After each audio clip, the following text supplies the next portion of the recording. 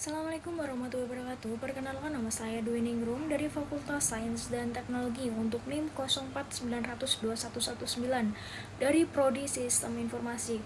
Baik, kali ini saya akan menjelaskan tugas 1 dari mata kuliah Analisis dan Visualisasi Data. Berikut untuk penjelasannya.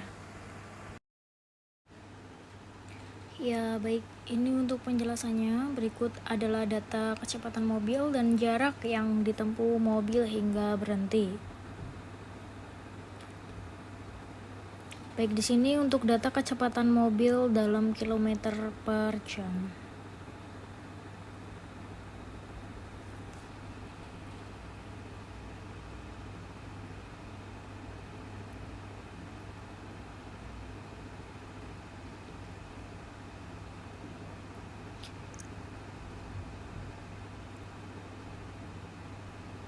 Kemudian data jarak pengereman dalam meter.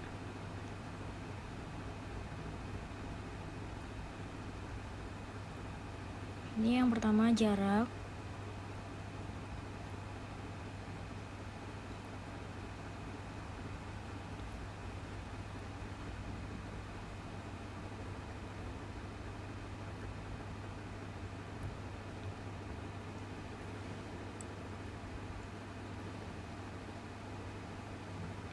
Setelah itu cek jumlah data atau harus 50 masing-masing length kecepatan. Di sini ditulis hitung nilai statistik main kecepatan.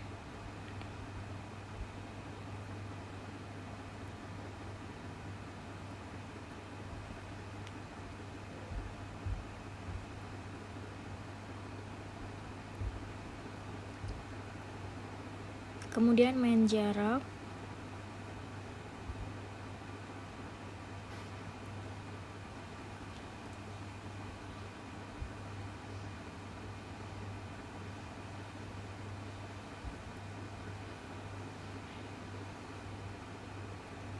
Kemudian add jarak.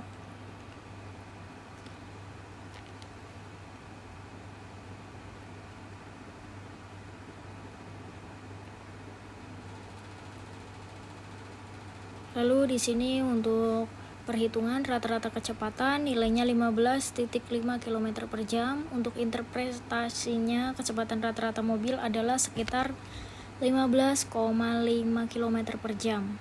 Kemudian untuk rata-rata jarak pengereman 42,28 meter. Dan untuk interpretasinya mobil rata-rata membutuhkan jarak sekitar 42,3 meter untuk berhenti. Lalu untuk standar deviasi jarak 24,77 meter. Kemudian terdapat variasi atau penyebaran jarak pengereman sekitar 24,8 meter dari rata-ratanya.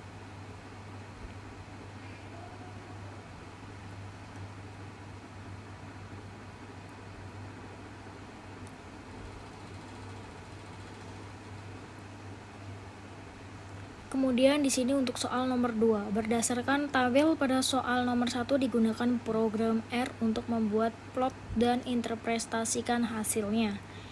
Ya, ini saya menjelaskan untuk tampilkan dua grafik sekaligus scatter dan histogram per Mayflow.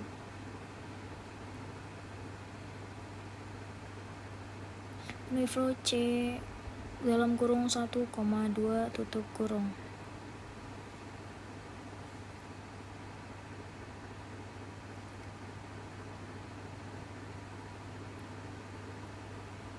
Ya, di sini untuk scatter plot dari data kecepatan dan jarak. Untuk yang pertama,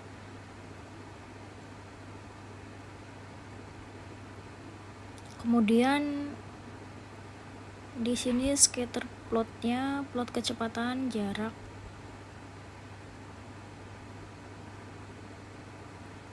Lalu main sama dengan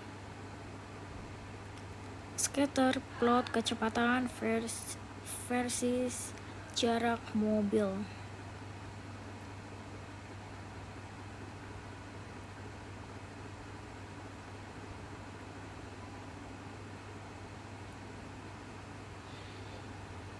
Kemudian X lap sama dengan kecepatan kilometer per jam.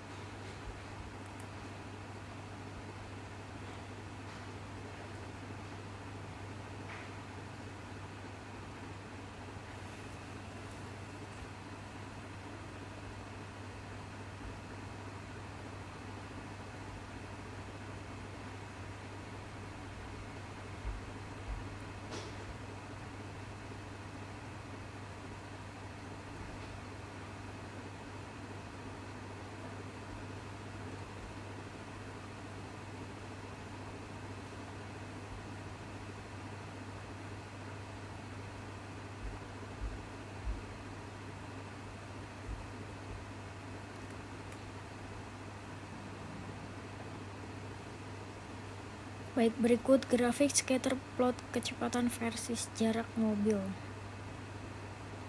Kemudian di sini ada histogram kecepatan mobil.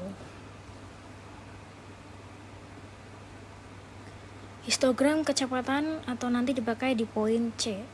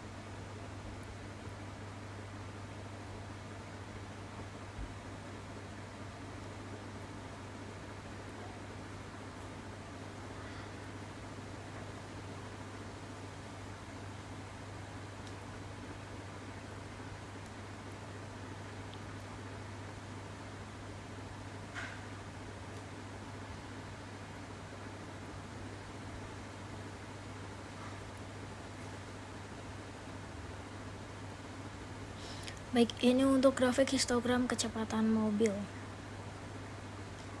Baik, di sini interpretasi scatter plot. Saya jelaskan untuk scatter plot menunjukkan hubungan positif antara kecepatan dan jarak berhenti. Kemudian artinya semakin tinggi kecepatan mobil, semakin jauh jarak yang diperlukan untuk berhenti. Titik-titik data membentuk pola menanjak ke kanan atas, menandakan adanya korelasi positif antara kedua variabel. Kemudian garis merah, regresi linear memperkuat tren ini meskipun ada sedikit penyebaran atau variabilitas pada kecepatan tinggi. Jadi untuk kesimpulannya, ada hubungan yang kuat antara kecepatan dan jarak. Mobil dengan kecepatan lebih tinggi cenderung membutuhkan jarak pengereman yang lebih panjang. Kemudian untuk di sini penjelasan histogram kecepatannya. Untuk histogram menunjukkan distribusi kecepatan mobil. Nilai kecepatan paling sering muncul kisaran 13-20 km per jam terlihat dari batang histogram yang paling tinggi. Kemudian sebagian kecil data berada di kecepatan rendah 4-8 km per jam dan tingginya 24-25 km per jam. Distribusi cenderung condong ke kanan positif skewed atau artinya sebagian besar mobil bergerak pada kecepatan sedang, dengan beberapa mobil yang kecepatannya tinggi. Baik, untuk kesimpulannya, sebagian besar mobil dalam data bergerak dengan kecepatan menengah, sementara hanya sedikit yang sangat cepat atau sangat lambat. Untuk uraiannya, untuk yang pertama, scatter plot kecepatan versus jarak, hasil atau kesimpulan. Grafik menanjak menunjukkan korelasi positif. Untuk yang kedua, interpretasi scatter, hasil atau kesimpulannya, semakin cepat mobil, semakin panjang jarak berhenti. Kemudian yang ketiga, histogram kecepatan. Hasil atau kesimpulannya, distribusi kecepatan dominan di 13-20 km per jam. Kemudian yang terakhir, interpretasi histogram. Untuk hasil atau kesimpulannya ialah distribusi condong ke kanan atau positif skewed. Baik, berikut untuk soal nomor 3. Saya akan bacakan sekalian. Thomas memperoleh nilai 80 untuk ujian matematika dengan rata-rata kelas 75 dan standar deviasi 10. Untuk ujian bahasa Inggris, Thomas memperoleh nilai 75 dengan rata-rata kelas 70 dan standar deviasi 8. Hitunglah koefisien keragaman untuk nilai ujian matematika dan bahasa Inggris Thomas. Baik, di sini saya akan menjawab untuk soal nomor 3.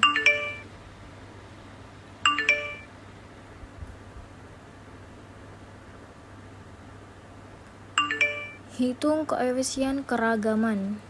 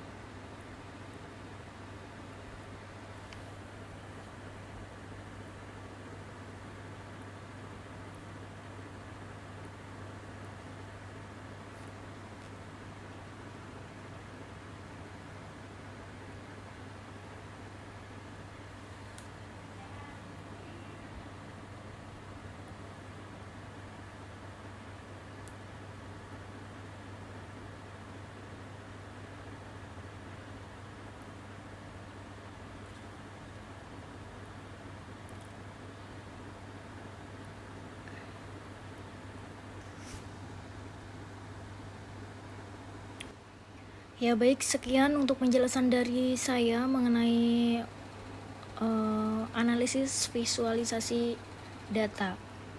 Terima kasih.